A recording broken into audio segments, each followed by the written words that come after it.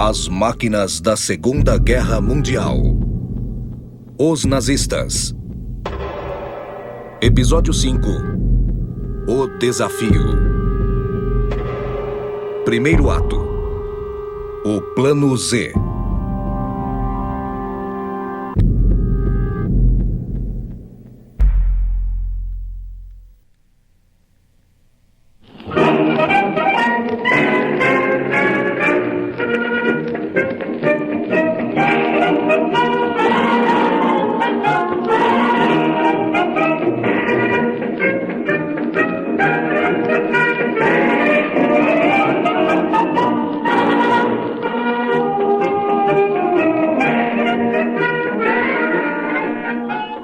Possivelmente de todos os ramos da Força Aérea Alemã na Segunda Guerra, só um, a Kriegsmarine, ou a Marinha, poderia derrotar a Grã-Bretanha após a ameaça imediata a Dunkerque haver passado.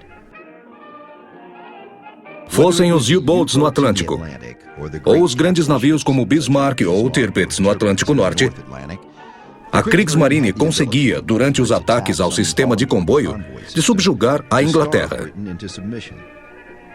Mas, de todas as forças do período, a Kriegsmarine era talvez a menos conhecida. Sob os termos do Tratado de Versalhes, a Alemanha só poderia ter 15 mil homens, 6 couraçados e não mais de 10 mil toneladas, 6 cruzadores, 12 destroyers, 12 torpedeiros e nenhum submarino. Porém, mesmo antes da dominação nazista, o rearmamento alemão havia começado, com o lançamento do couraçado de batalha Deutschland em 1931. Quando os nazistas chegaram ao poder em 1933, Hitler começou a ignorar as restrições do tratado e a acelerar o rearmamento alemão. O Tratado Marítimo Anglo-Alemão de 18 de junho de 1935 permitiu que a Alemanha construísse um equivalente a 35% da Marinha Britânica de superfície e 45% da frota de submarinos. Qualquer couraçado não podia ultrapassar 35 mil toneladas. Nesse mesmo ano, a Marinha do Reich foi rebatizada de Kriegsmarine. O primeiro ato militar da Kriegsmarine foi durante a Guerra Civil Espanhola, quando os navios alemães, junto às forças britânicas, francesas e italianas, patrulharam a costa da Espanha para reforçar o embargo internacional. Os navios alemães patrulharam um trecho da costa mediterrânea entre Almeria e Valência. Mas, na verdade, a presença alemã foi usada para apoiar o governo de Franco. Em resposta, o couraçado Deutschland foi bombardeado em 29 de maio de 1937 por forças espanholas republicanas. A Alemanha retaliou e atacou posições republicanas na costa. Mais tarde, após a crise de 1938, das exigências alemãs na Tchecoslováquia, a Alemanha deixou de aparentemente obedecer às restrições à sua marinha. Em meados dos anos 30, começou na Alemanha uma grande discussão sobre uma nova frota. Havia duas correntes sobre qual tipo de programa deveria ser escolhido. Uma focava numa grande frota de submarinos e uma frota de superfície menor para proteção da costa. Este plano foi apoiado pela facção U-Boat do comando da Kriegsmarine. A alternativa era uma frota mista com várias embarcações de superfície e uma frota menor de U-Boats. Era similar à Marinha Imperial Alemã na Primeira Guerra Mundial, ou à Marinha Real Britânica. No fim, este plano foi escolhido como Programa da Frota. Após modificações, foi chamado de Plano Z.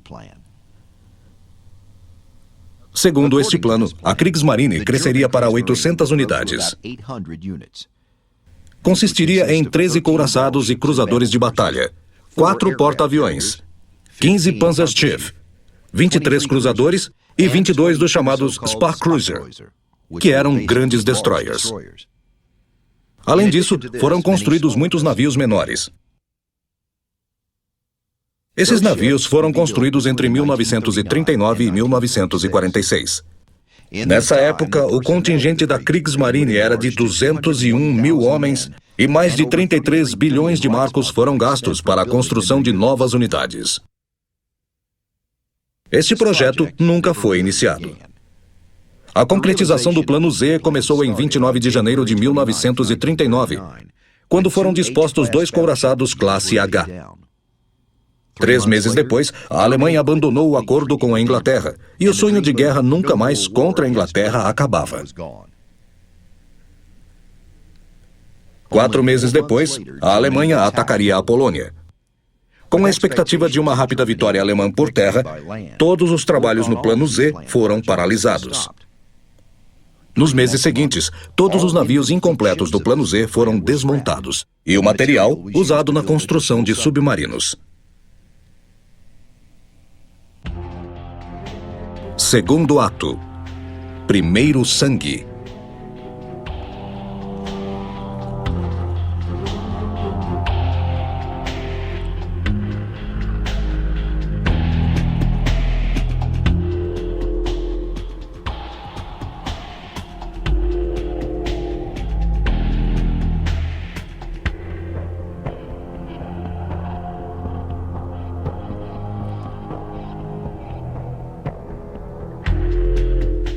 Em maio de 1940, sem relações com seus antigos aliados do continente, a Grã-Bretanha dependia cada vez mais do controle de seu império e cada vez mais dos Estados Unidos.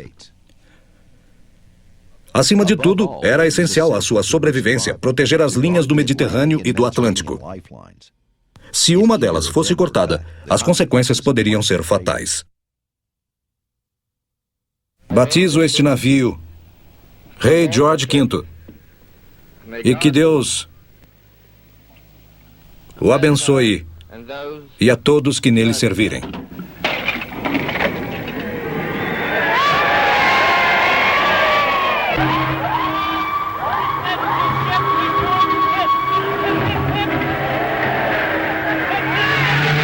Há 13 anos, a Grã-Bretanha lançou seu último couraçado de batalha. Tomara que este seja o último necessário a ser lançado. Sonhamos em construir um mundo melhor, onde não haja armas e a tragédia da guerra.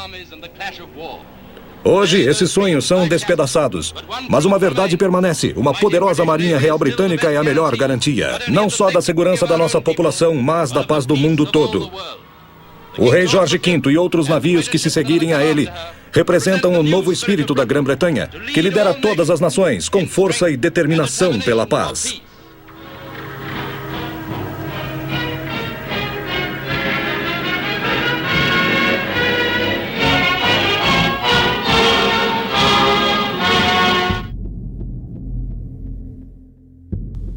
No começo, a Marinha Britânica e a francesa juntas tinham superioridade inabalável diante dos alemães.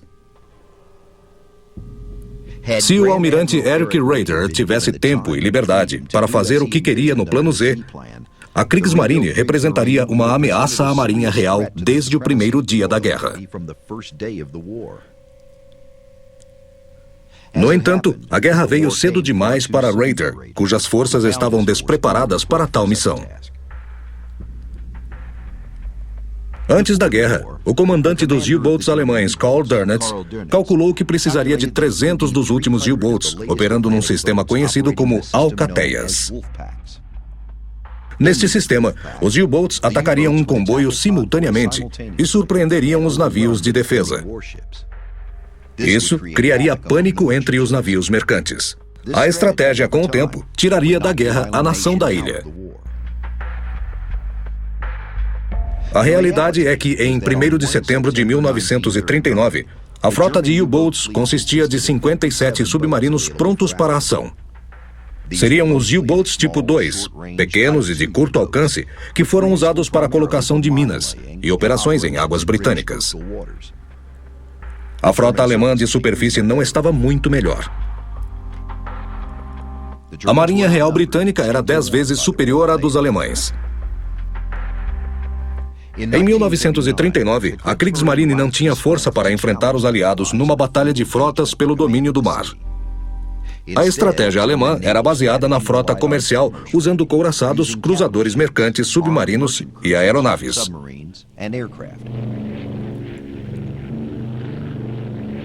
Muitos navios de guerra alemães já estavam no mar quando a guerra foi declarada. Isso incluía os U-Boats disponíveis e os couraçados de Bolso Deutschland e almirante Graf Spee, que navegara no Atlântico em agosto. Esses navios imediatamente atacaram os navios britânicos e franceses. O U-Boat U-30 afundou o SS Athenia horas após a declaração de guerra. Esta foi uma violação da regra de não afundar navios de passageiros. 112 passageiros morreram neste ataque, incluindo 28 americanos. A Marinha Real introduziu um sistema de comboio para proteger o comércio e gradualmente o estendeu às ilhas britânicas, depois chegando até o Panamá, Bombaim e Singapura. O sistema permitia à Marinha Real concentrar sua escolta perto do único lugar onde era certo encontrar U-Boats: os comboios. Mas alguns oficiais da Marinha Britânica, principalmente o primeiro Lorde do Almirantado Winston Churchill, buscavam uma estratégia mais ofensiva. A Marinha Real formou grupos de caça antissubmarinos baseados em porta-aviões para patrulhar as linhas de navios nas abordagens a oeste e para caçar os U-Boats alemães. Mas essa estratégia tinha erros profundos, pois o U-Boat, com sua silhueta minúscula, conseguia localizar os navios de guerra e submergir muito antes de ser alcançado por eles. Os porta-aviões não ajudavam muito. Apesar de conseguirem localizar submarinos na superfície, nessa época, não tinham armas adequadas para o ataque. Qualquer submarino encontrado por uma aeronave já estava longe quando as unidades de superfície chegavam. A estratégia de grupos de caça se revelou desastrosa em poucos dias.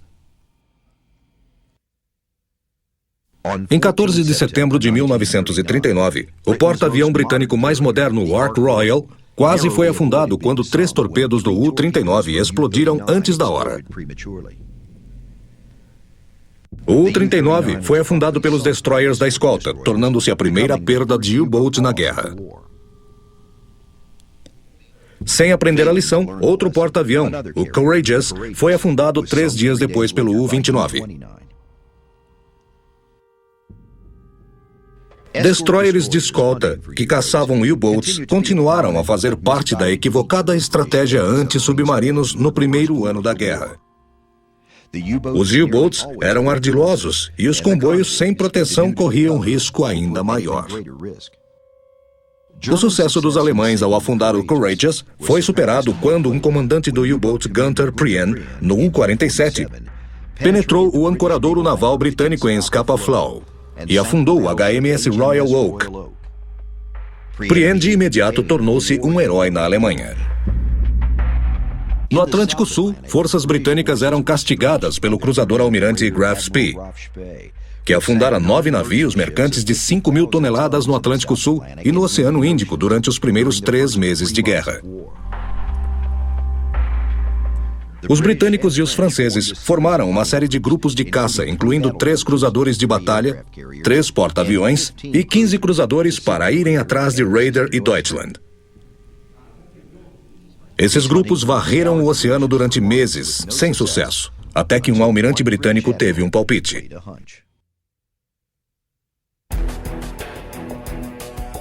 Terceiro ato. O palpite de Harwood.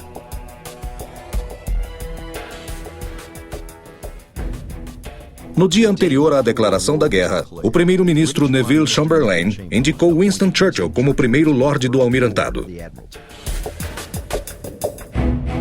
25 anos antes, Churchill tivera o mesmo trabalho e tinha preparado a Marinha Britânica para lutar na Primeira Guerra Mundial.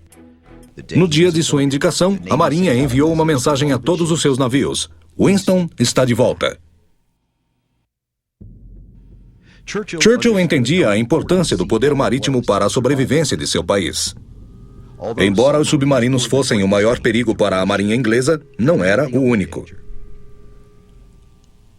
A Alemanha tinha muitos cruzadores prontos para o combate, além de 3 couraçados de bolsos e 2 cruzadores pesados.